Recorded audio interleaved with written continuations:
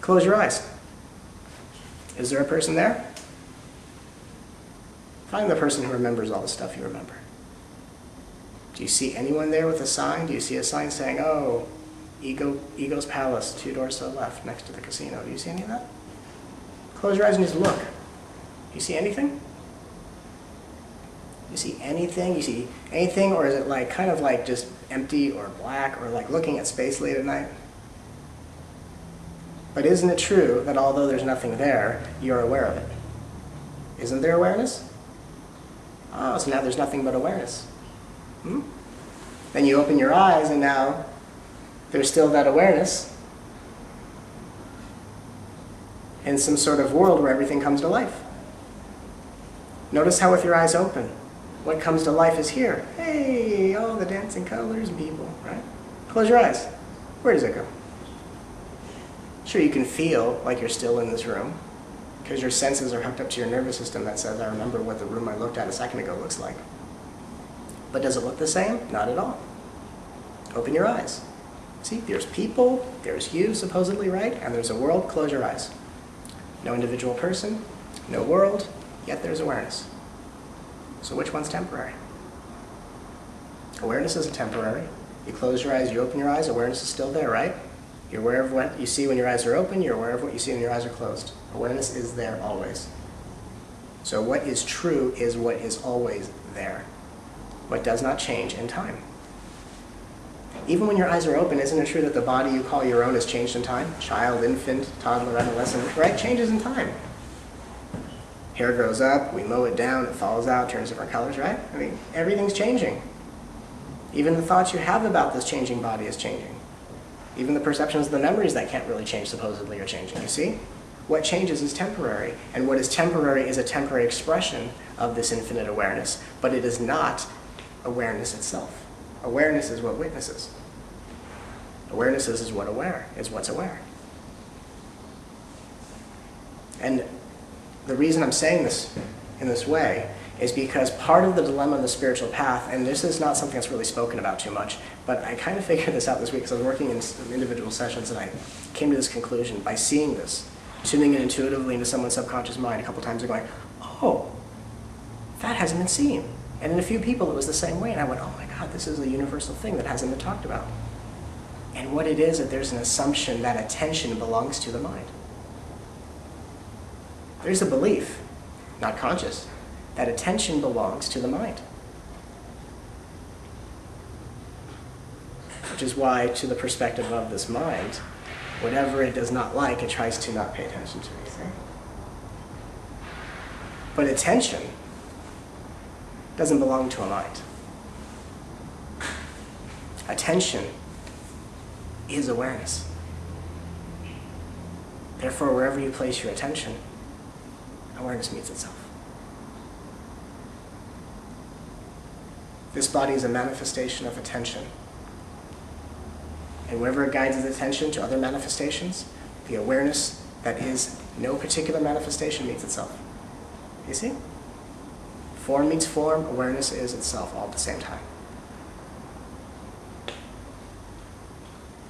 So the question is, what's paying attention to what you pay attention to? What listens? What actually thinks? What speaks? Only what's aware. Not you. Meaning, you are not the body. That's a temporary you. That's the imagined self, not the immortal self, not the infinite self, not the inconceivable self. The inconceivable self is the fragrance in whose presence flowers appear to unfold and blossom. And again, you are that.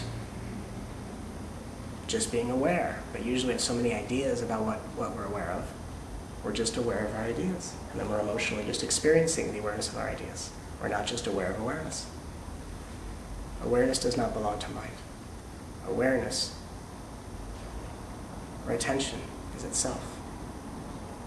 I'll even speak about and even say that the mind is not the interpreter of awareness.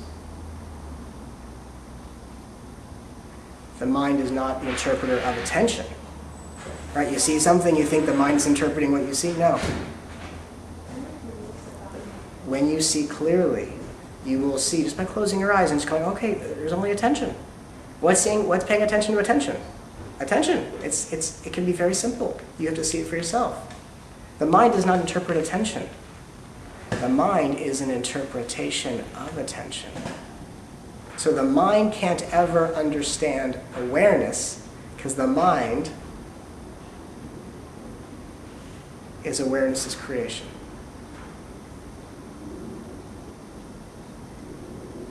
And everything arising in mind, thoughts, assumptions, all this kind of stuff, are just like the bubbles floating up from the ocean, within the ocean.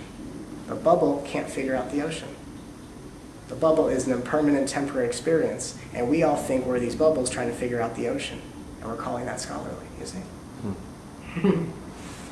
You're the ocean from which it all arises and subsides. The mind can't ever interpret awareness. It can't interpret attention. It can only project its ideas onto attention in awareness. And then you're condemned to emotionally only experience those ideas and thoughts. And therefore, everything you think, only you're going to be the one that agrees, at the very least. Because you'll know what it feels like to live in such a place. When no one's there, and you're there, no one's saying no to that. Because awareness is itself. Therefore, attention must be drawn into the heart to see what really is true about experiences. Something upsets you? What's it like to be upset? Where do you feel in your body? What happens? What fireworks go off in the body? Just pay attention to this experience and get to know it. I feel it here, and then I go in, and I go inside the center, and then what?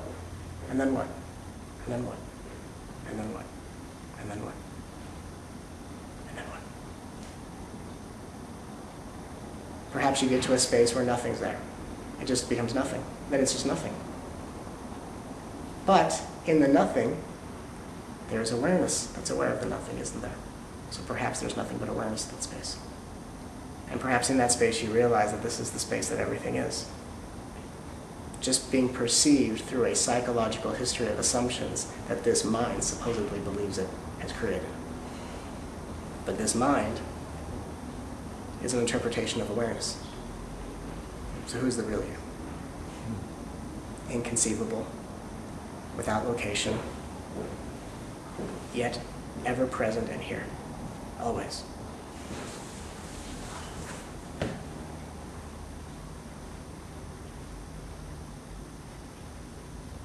This can't do it, ever.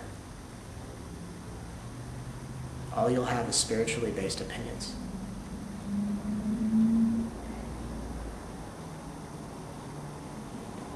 Or a mind full of quotes that other people said.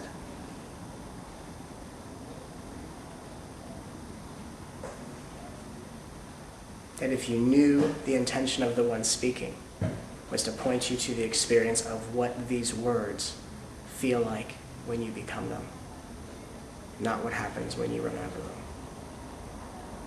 When you remember them, they're useless. They're worthless. They're audible sounds that disappear as quickly as they come.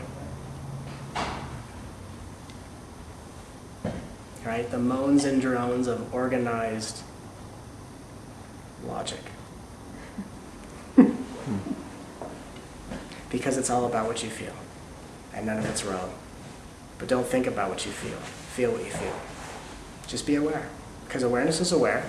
The question is awareness having a problem with this feeling, or is it just aware?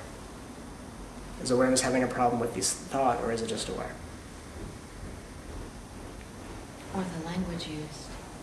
Or the language used. Or the language anyone uses. Who has the problem? The idea or the awareness of the idea? And again, if you take away the idea of distance and location, awareness doesn't have to be an observer separate from the experience. Again, no separation means no separation. Right? So the fact you think that you're in the body is a perception of experience, but it's not a wrong one.